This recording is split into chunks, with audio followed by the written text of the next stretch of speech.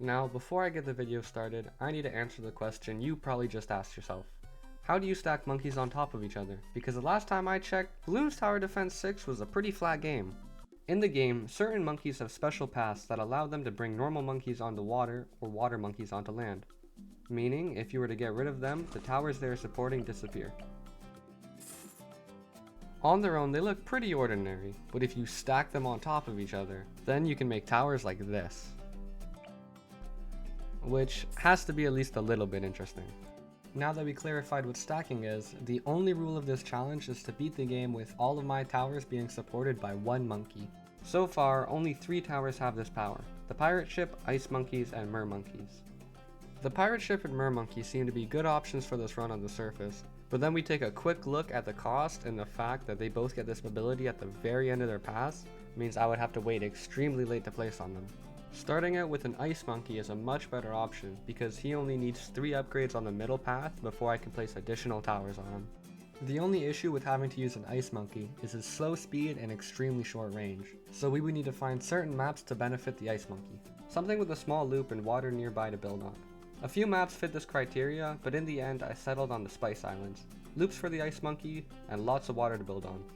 Another map fit this criteria, the resort, but I didn't want to use it because I felt like it would be too easy for this challenge. So with my map and my ice monkeys picked out, I get started, only to be met with problems right away. I place my ice monkey in the middle of the map because it's the most space he can take up at one time, but the balloons are just too fast for him. Even with the enhanced freeze and larger radius, some of the faster balloons just slip right by him. I tried to reposition my ice monkey a few times. These 2 loops seemed promising at first. This bottom one, I couldn't quite reach it all the way from the island, and I guess on the top one, I couldn't quite cover it fully, so too many balloons ended up slipping by. That was until I placed it here. If I put it in the middle of this loop and let the first round of balloons through, I can use the money given to buy the larger radius and cover this loop perfectly. Well, almost perfectly. There are a few gaps where the ice monkey can freeze, but he doesn't detect these balloons, so it's not perfect, but it's the best I can get. And I wasn't kidding when I said it had to be in that exact spot. As you can see, the yellow and pink balloons just barely get frozen before they leave his radius. The single ice monkey works out pretty well until about round 22, where white balloons come in. And the only property of white balloons is that they can't be popped by ice monkeys. So the next steps are pretty simple. I need to get a monkey to pop the white balloons before they get to my ice monkey so my ice monkey can freeze the rest of them. But the not so simple part is I don't have enough money. No matter what I do, I can't seem to get enough money to buy a snowstorm and then buy an additional monkey on top to pop the white balloons. It seemed no matter how much I repositioned or brainstormed a new idea or swapped maps, I just couldn't make up enough money. I didn't want to change the mode to give me more money. If I went to resort, I would be able to make enough money by popping all the earlier balloons, but I was trying to do everything in my power not to go there. At first I thought this idea was going to be scrapped, and that my very specific challenge was unbeatable. But as a last ditch effort, I did the only thing I can think of and turned to the ancient knowledge. Monkey knowledge.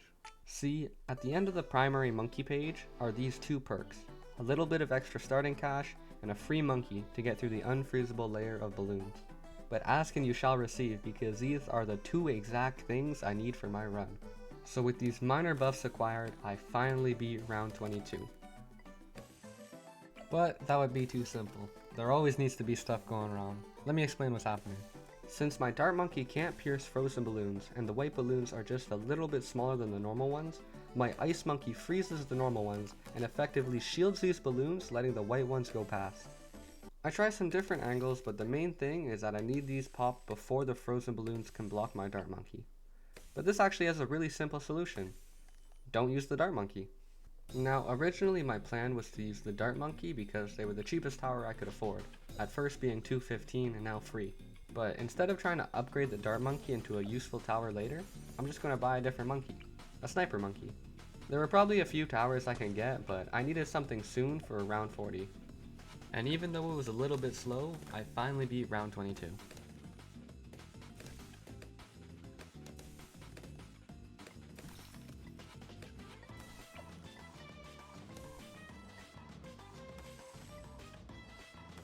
My next upgrade comes from the magic monkey. So far I had 0 camo popping towers, and they were going to become a pretty big issue soon. I could have gone with a ninja monkey with counter espionage to strip camos, but I also wanted this firewall to make sure no white balloons accidentally slip by and ruin my run.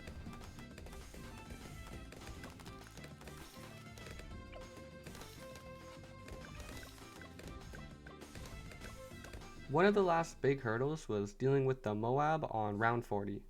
I made sure to get a main Moab sniper and a top path ninja monkey to shred through balloons and camos because I got a little scared seeing this. Oh, damn.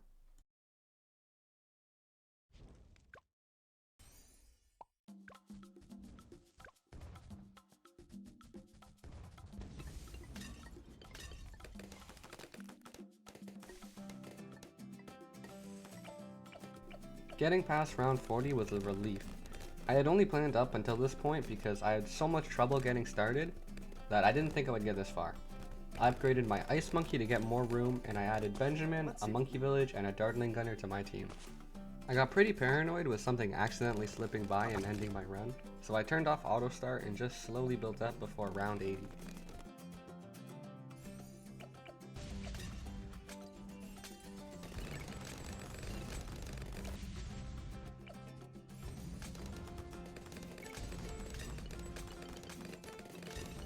I ended up getting a boomerang monkey. I didn't really need him, but I had a lot of money saved up, so I'd rather have too many monkeys than not enough troops.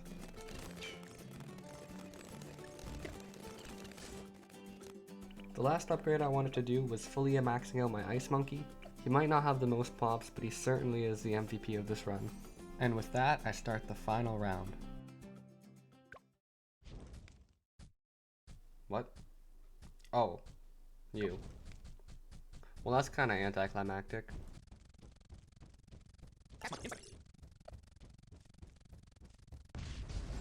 Get wrecked.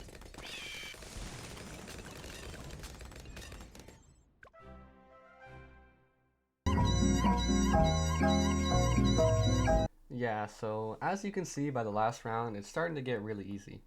But that's kind of the point. The really difficult part is at the start because of the limited money and space, and after a while you just get so much ground to place on that it just becomes a normal run. But in the end, I did what I came here to do, and I beat the game by only stacking monkeys.